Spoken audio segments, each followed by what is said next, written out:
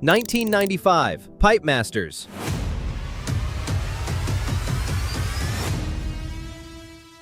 Semi-final heat. Rob Machado paddles across the channel toward his best friend and training partner, reaches out and slaps his hand before the heat is even over. Some people in surfing still call that the worst decision of the decade. It may have cost him a world title. Rob Machado has never once said he regrets it. 12 years later, his marriage collapsed, and a filmmaker handed him a plane ticket to Indonesia with almost no plan at all. Nobody involved knew that the film they were about to make would nearly fall apart before it ever reached a screen. This is the story of why Rob Machado disappeared and why he called it The Drifter.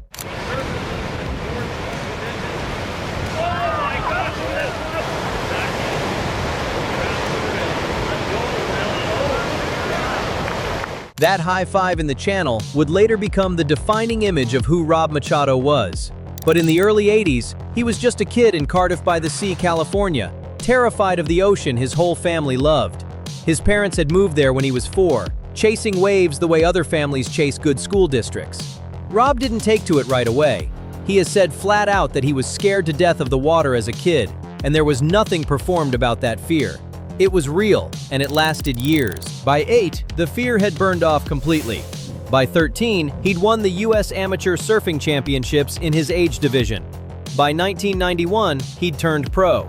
A year later, he took Rookie of the Year on the ASP World Tour, and by then, he wasn't training alongside strangers. He was training alongside Kelly Slater, Shane Dorian, and Taylor Knox, the core of a group that would get called the Momentum Generation, a name that stuck once director Taylor Steele put them all on camera and let the rest of the surf world watch them redefine what was possible on a board.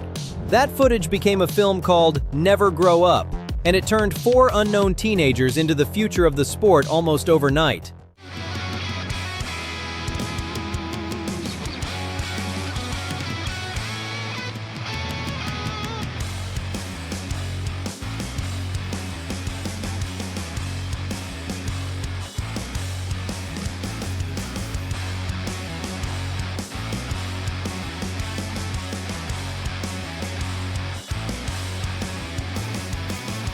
Rob's approach never looked like anyone else's.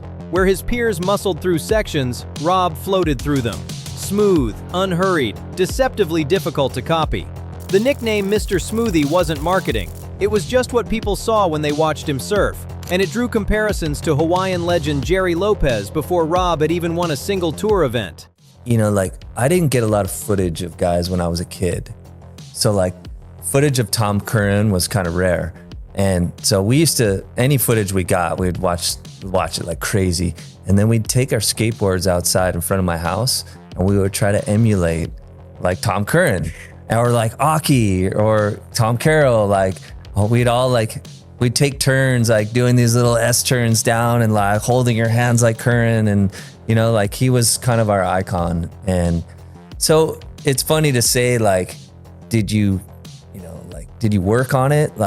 Well, in a way, you kind of do. You're influenced, right? It's like music, you have your favorite bands and they influence you, but you kind of process it your own way. Even his relationship with the boards under his feet started as an act of quiet rebellion. For years, he rode boards shaped by Al Merrick at Channel Islands, the same shaper who built Kelly Slater's equipment. At one point, Rob borrowed one of Slater's own boards to try out a shape he was curious about, and he simply never gave it back. He was that taken with the design. That small theft planted the idea that he might want to shape his own board someday, though it would take him another 2 decades to actually commit to it. This is where the story takes a turn nobody expected. 1995 should have been Rob's coronation. He finished the year ranked 2nd in the world, closer to a world title than he'd ever get again. And it was that same year, in a semi-final heat against Slater at the Pipe Masters, that Rob did something no one competing for a world title is supposed to do.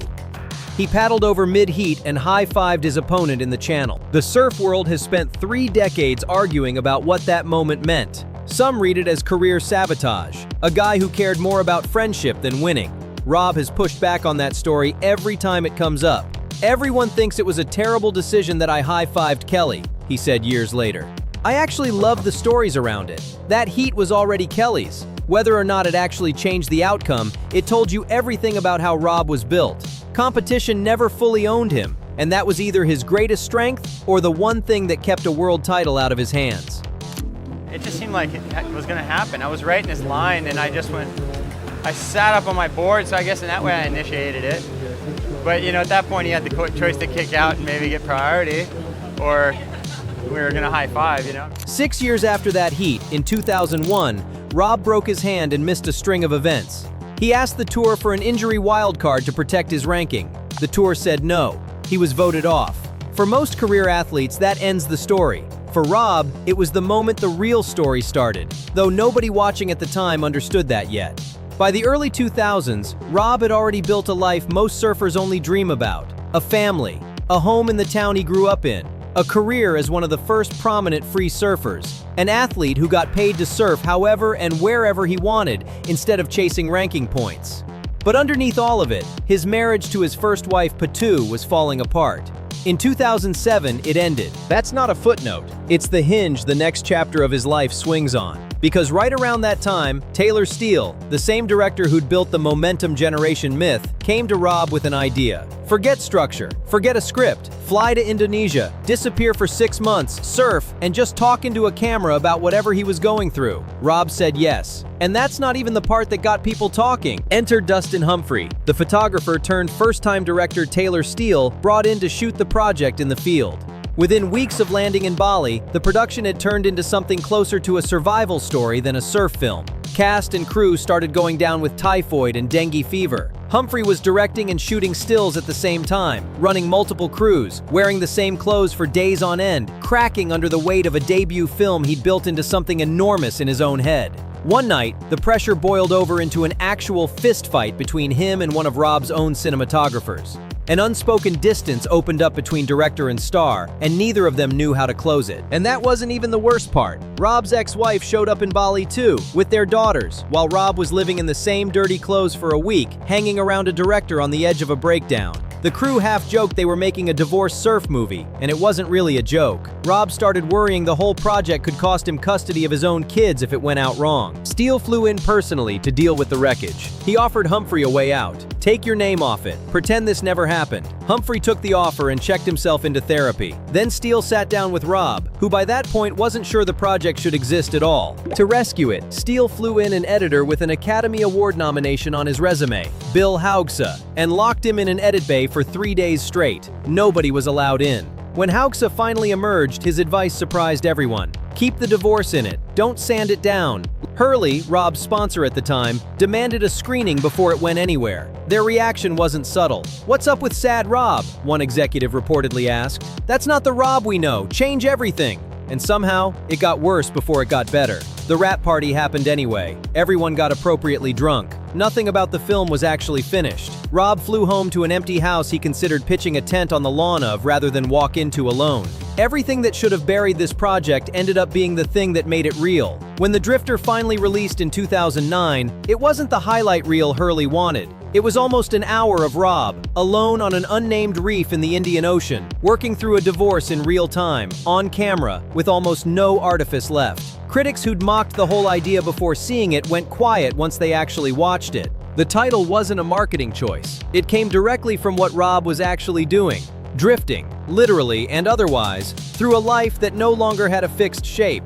There's a moment in the film where Rob comes face to face with his own image on a billboard, an advertisement he'd shot years earlier, and just stares at it. Two versions of the same man, one real and half broken. Nobody scripted that shot. It just happened, and Steele kept the cameras rolling. Choosing to let a camera crew film him at his lowest, mid-divorce, mid-identity crisis, was either incredibly brave or incredibly stupid. Looking back, it's probably both.